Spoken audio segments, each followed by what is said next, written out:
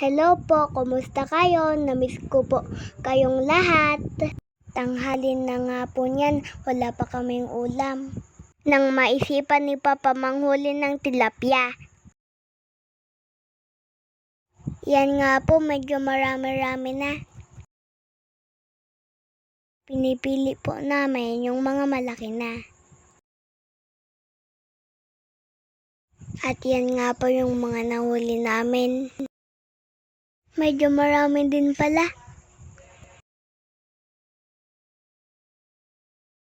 At lilinisan na to ni Papa. Tinanggalan ng hasang at kiniliskisan. Yan, malinis na, pwede na lutuin. Lilinagyan na nga po yan ng asin. Prito na lang po ang naisipan namin lutuin.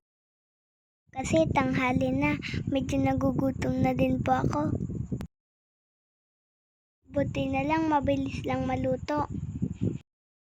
Ay, salamat, tapos na magprito. Ito talaga si Papa, may paihaw pang nalalaman. Ganito po kami mag-ihaw dito sa amin. Direkta sa apoy na lang.